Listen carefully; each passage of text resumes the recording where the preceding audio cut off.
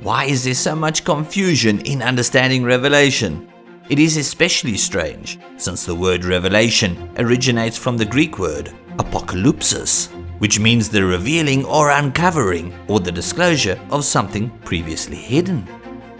Now this is called apocalyptic literature because it, like the many visions described by both Ezekiel and Daniel, makes use of symbols, numbers and images to describe literal events. So it is evident that part of the problem is just how these symbols and numbers and images are weaved together and interpreted. Now what makes the book of Revelation so unique is virtually the entire book is written in this apocalyptic style. Many believe that it was written in this form to firstly disguise or mask the plain meaning of prophecy. This makes it difficult for outsiders to understand unless they take the time and dwell on the scriptures, something which they naturally don't readily do. It also adds a certain degree of mystery, forcing the believer to dig deeper. From the opening scripture, it is evident that it is all about the revealing or apocalypse of Jesus Christ and the events which occur across the earth just prior to his second coming. Might seem obvious, but who wrote the book of Revelation? While in some circles it is a contentious issue, the simple answer, it is John the Apostle. He was the last of the 12 disciples to die, and the only one who actually died of natural causes. So why is this so contentious? It is certainly not due to the lack of evidence, but rather that he does not fit with some scholars' agenda or interpretation. The evidence for John as its author is included in the writings of Justin Martyr, who was an early church father executed for his faith in Jesus. Another writer was Irenaeus, a Greek bishop known for his development of Christian theology and combating heresy. Then there is Tertullian, who was both a Christian apologist and a theologian, who also confirmed that John the Apostle was Revelation's author. Besides these external witnesses, the Muratorian fragment, which is dated around 170 AD, refers to John the Apostle as Revelation's author. If we examine the dates of the evidence, they're all within a century or so from the life of the Apostle. It is also important to stress that all this evidence exists without any alternative evidence to the contrary within 50 to 100 years from John's accepted banishment to the Isle of Patmos. So what about the soft evidence? There are certain parallels between John's letters and his gospel to that of Revelation. He's the only one to use the same Greek words logos and lamb in his writings. Themes such as Satan being cast out of heaven and the first resurrection are unique to John's gospel and Revelation. Although not inconclusive, when we add the soft evidence to the earliest dating of the witnesses, it appears rather foolish to suggest it was not John. Now there are a minority of scholars who object. They shout from the rooftops, as John did not openly state he was the apostle, he cannot be. They declare that this serves as proof that this was some other John out there. Rather convenient. But they failed to mention that John never referred to himself as an apostle in any of his other writings either. It is with certainty that the early church for over 200 years accepted it as fact, and even in the way in which Revelation is written, it is based on the presumption that everyone knew him. So authorship aside, when was the book of Revelation written? Now, if the authorship is attacked, you can be rest assured that so is its dating. On the far left, we have scholars who suggest a date of between 43 and 68 AD. It is mainly the view of historicists and preterists, as they believe most of Revelation occurred during the fall of Jerusalem in 70 AD. The more conservative scholars suggest a date of between 96 and 98 AD. This is quite a vast dating discrepancy. How do we reconcile these two different dating proposals? More importantly, where is there evidence for either? It is important to note that between these two dating ranges, John describes himself in the opening chapter as being imprisoned on Patmos, something which is verified by external sources. Now, there are three testimonies of influential church leaders who all emphasize that the Apostle John was imprisoned on Patmos. Clement of Alexandria, Eusebius, and Victorinus all support the dating as occurring in the last part of Domitian's reign. Historically, Emperor Domitian began his reign over the Roman Empire in 81 AD, and he reigned for 15 years until his assassination in late 96 AD. With his death, all his judgments were discharged, resulting in many prisoners being set free, John the Apostle being one of them. While the testimonies of these famous Christian men are sometimes challenged based on grammar and writing styles, the standout testimony supporting its dating is that of Tertullian. In his writings, he confirms both John the Apostle as the author and provides external evidence close to the writing of Revelation that he was imprisoned on the Isle of Patmos.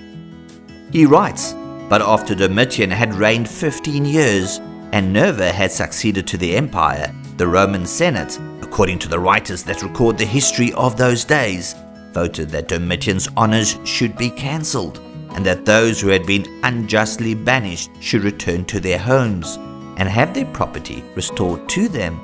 It was at this time that the Apostle John returned from his banishment in the island, and took up his abode at Ephesus, according to an ancient Christian tradition." The evidence, with no clear proof of any alternative, only theological bias, objections, and arguments, supports the view that Revelation was written between 96 and 98 AD. So why is the dating and authorship such a battleground amongst believers, especially in the face of such credible internal and external testimony close to the writing of the book? As you may know, there are particularly strange views on Revelation, but it all comes down to how the book itself was historically interpreted. Simply, certain schools of interpretation makes no sense if the author is John the Apostle and the dating is in the closing moments of the 1st century. So simply, the evidence of its dating and authorship has to be minimized for the interpretation to be relevant. When we bring these debates all together, Revelation becomes confusing and heavily debated, and it is largely due to the manner in which it was historically interpreted. Of the four main schools of interpretation, there is very little overlap, which allows for a maze of challenging scenarios. So let's look at these four schools of interpretation. The first school are called futurists, as they believe Revelation will be fulfilled in the future. Historicists, on the other hand, are those that believe it was fulfilled over the last 2 millennia. Then a group known as spiritualists apply this to everyday life and certain time periods in history. Lastly, preterists believe that virtually all prophecies, or the majority of Revelation's prophecies, was completed at the fall of Jerusalem in 70 AD. As we examine them further, note that they are so diverse in their understanding of scriptures that only in limited sections are there any agreement with each other. Okay, let's delve a bit deeper. The first school of interpretation is known as futurism, and its followers as futurists. It was the view of the early church fathers, and still the most widely accepted view in the world today. It stands out from all the other views, as it regards the apocalyptic writings to be understood in a literal sense, since this is the nature of apocalyptic writings. Now, if we understand Revelation's writings being apocalyptic, they all use images, symbolism, and metaphors, which are combined to provide a picture of literal events. If we consider all the Old Testament prophecies that were fulfilled, all of them were fulfilled literally. Futurists generally do not contest either the authorship or the dating of Revelation and accept the evidence of the early church fathers. The second school is known as historicism, where its believers are referred to as historicists. They believe that most of the prophecy in Revelation was fulfilled over the last 2,000 years. In their biblical view, there is simply no need for further prophecy to be fulfilled, besides from the bowl judgments and the second coming of Christ. All the other Old Testament prophecies are either spiritualized or internal teachings within the church renders them null and void.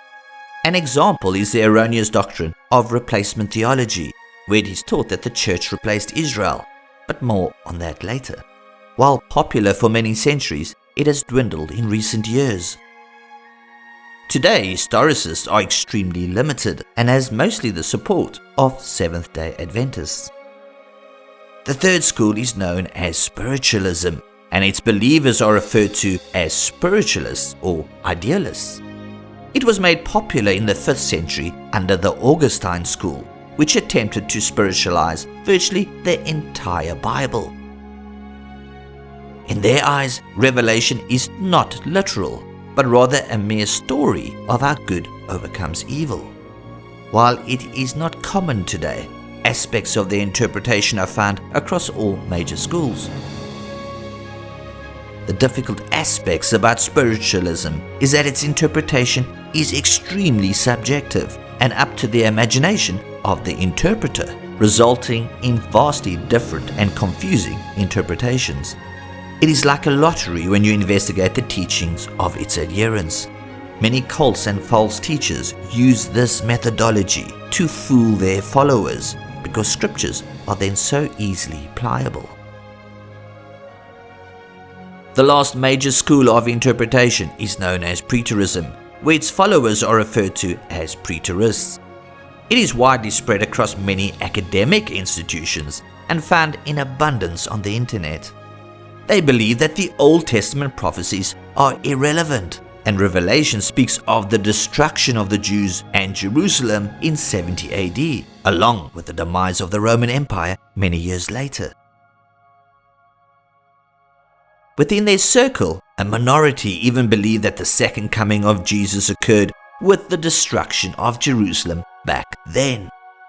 They generally refuse to accept its later dating of 96 to 98 AD, with many even attacking the authorship as being John the Apostle.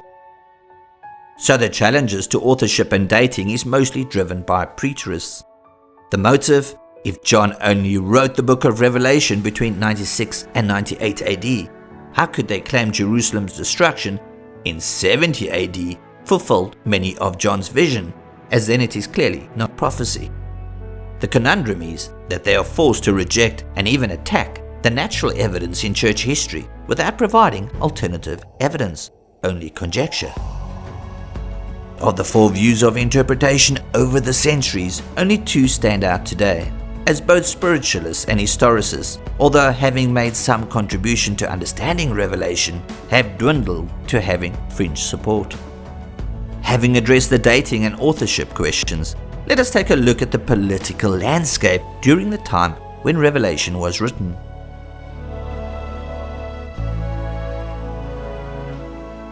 Revelation, like many other New Testament books, comes to life when we understand the tensions surrounding Jerusalem and the political upheaval in the world. The map which you now see provides an indication of the approximate landmass of the Roman Empire in John's day, with modern-day countries superimposed. It was written in a time where the Roman Empire was reaching its peak. The Roman Empire, as the world's largest empire to date, was never conquered, but instead divided into 2 sections, between West and East. The western part, which we consider today as the equivalent of the European Union, existed until 476 AD, where it simply collapsed from within and the nations returned to rule over the individual territories. It just simply imploded. The eastern leg continued until 1453, where it was then known as the Byzantine Empire. Having examined information about John the Apostle, the author of Revelation, the dating debates, the 4 schools of interpretation, and the geopolitical tensions in the world at the time of its writing, we are ready to understand one of the most beautiful messages crafted in mystery, prophecy, and is still playing out in our day and age. Don't miss the next chapter.